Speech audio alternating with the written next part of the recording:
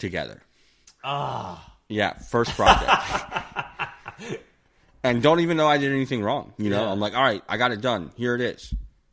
And he's like, did you juice everything together? I was like, yes. He's like, all right. And that was the moment where I pretty sure they just gave up on me. They're like, this guy's not like, this guy doesn't have it.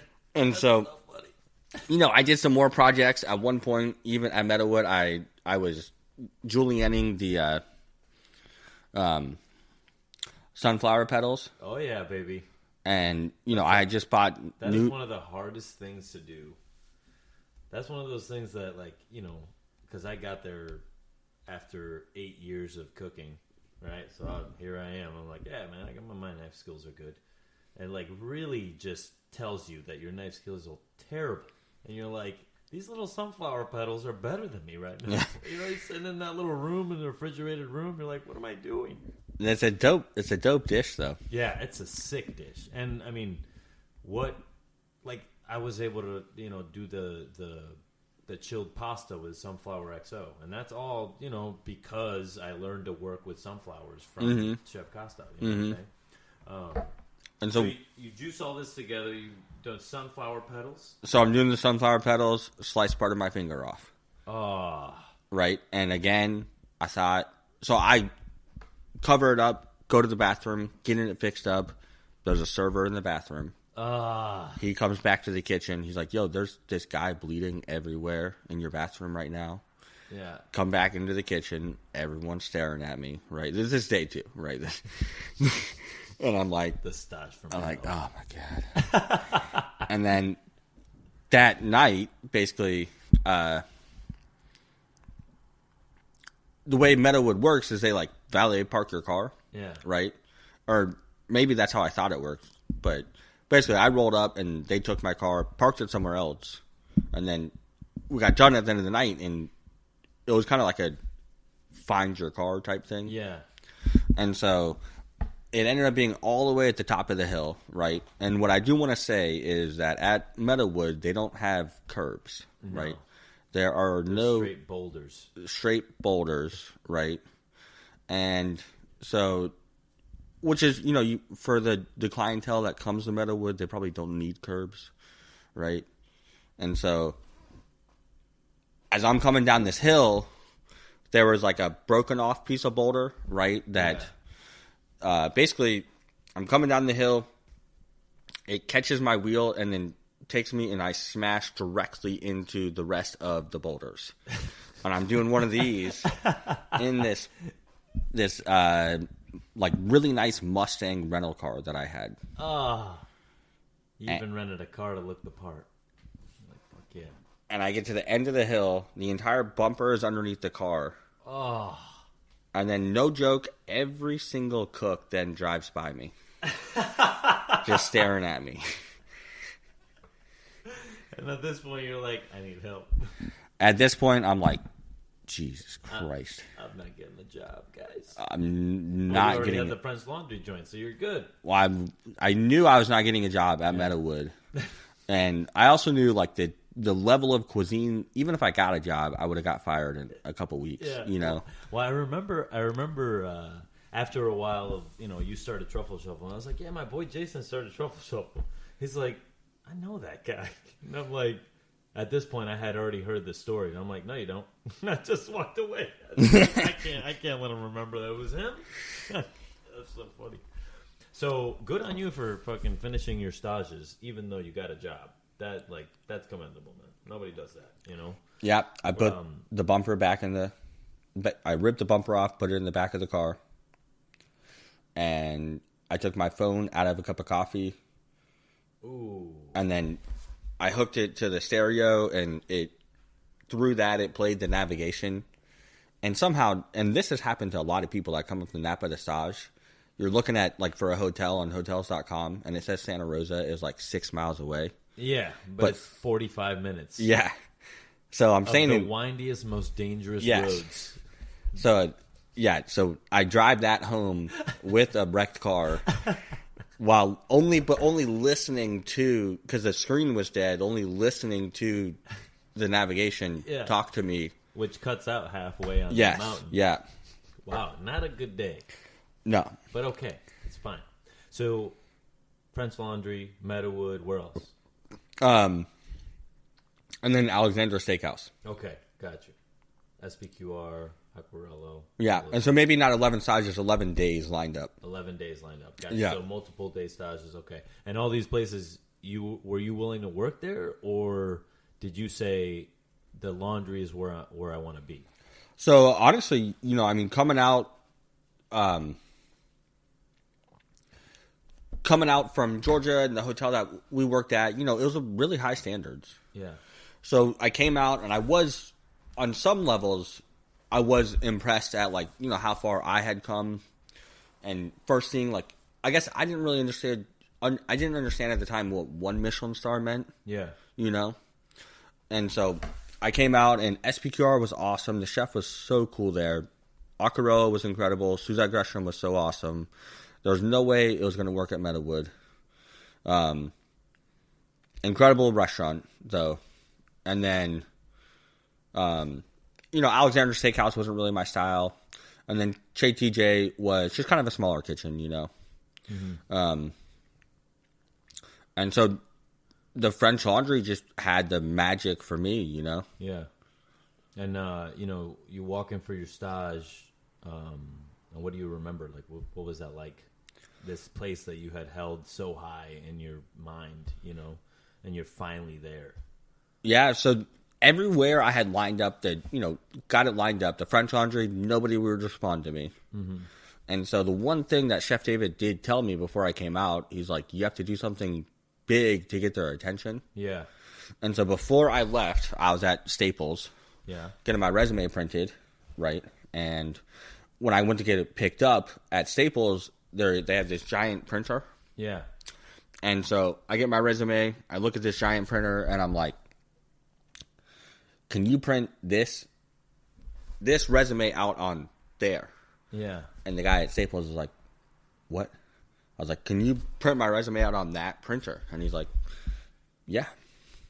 And so I print, and then this is my chef saying I have to do something big to get their attention. Right. So I printed a life-size version of my resume. like it would fit on a bed.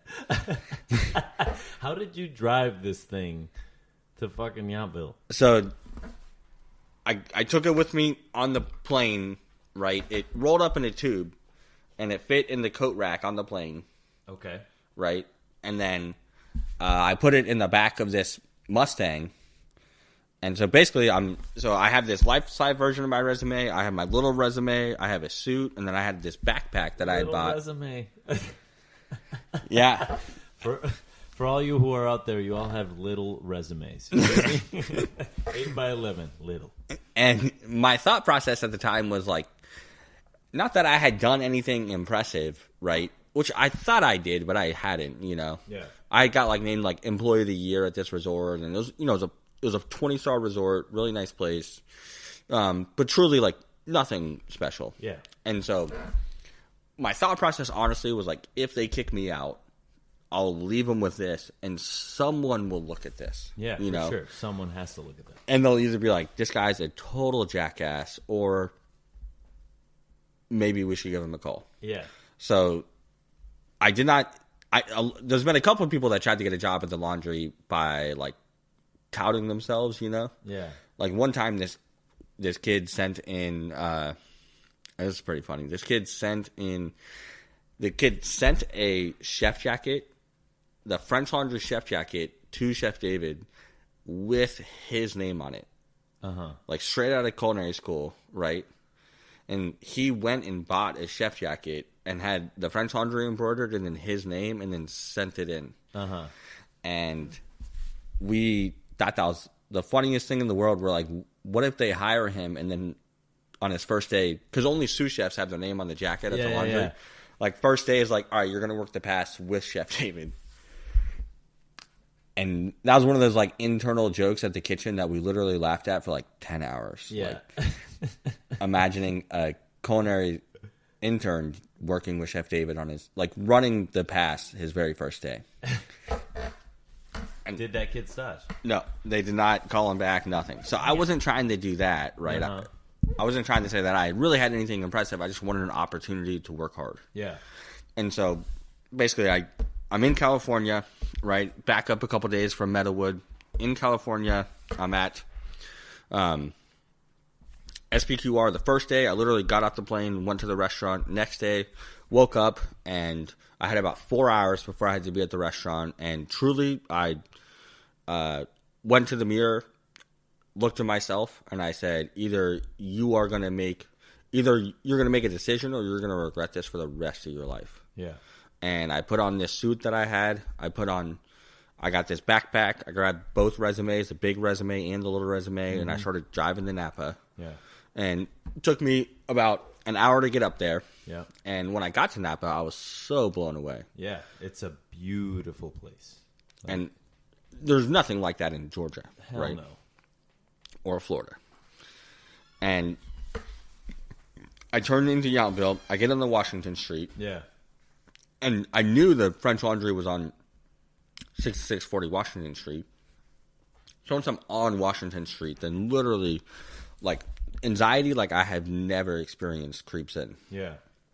And so I start driving down the road, right, and this insane level of anxiety hits me. And if you have never been there before, every building looks like it could be the French Laundry. Yeah. You know? Even the bank. I'm like, yo. Yeah. This would be a nice restaurant. And so I see this place, and I'm like, oh, okay, that's not it. That's not it. The next place, I'm like, oh, okay, that's not it. And then eventually I see the French Laundry. And, you know, all this culmination, like, getting ready for this point in my life, and something in my head, I was like, I'm not ready. Yeah. And I keep driving the car. And, you know, I call my mom, I tell her, and I go into this, I pull into the spot called Ranch Market. Yeah. And I walk in there, and I walked in there to get a toothbrush and toothpaste, razor, and a shaving cream. Yeah. And even though I had just brushed my teeth and shaved like an hour ago. Yeah. And when I walk in, I see all the wine, right? Yeah. And I'd never seen that much wine in a little store like that, you know? Yeah. Because that doesn't happen in Georgia. Yeah.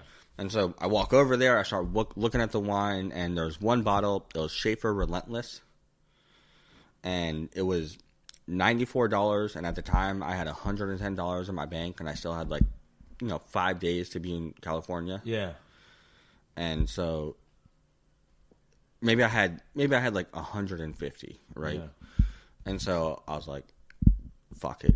And I bought the bottle of wine, brushed my teeth, shaved, got back in the car, started driving back to the French Laundry, gave myself a pep talk, got ready to do whatever it took to get a job there, punched the mirror out of my little car, and then parked, walked up to the restaurant. When I got to the restaurant, there was 3 doors. The main door, the main blue door, a door that I could clearly see led to the kitchen. Yeah. And then a door that I now realized was just like a shed, right? Yeah. And at the time, there's a YouTube video of Timothy Hollingsworth talking about how he got his job at the laundry. Yeah. And he says that he went up and gave his resume to the hostess. Yeah. And so I was like, all right, I'll go in, I'll open the blue door, I'll give my resume to the hostess. And I at this point, I just have the bottle of wine and the little resume. The big resume is backup plan. Okay. Right? Yeah. And so, because again, I wasn't trying to I was literally just trying to make sure I got someone's attention. And I go to open up the blue door, the famous blue door, and it's locked. Oh. And so then my next option is the door that leads directly to the kitchen. Kitchen, yeah. And I'm like, all right. It's now or never, baby. And so I started walking towards that door, right? And I opened the door up.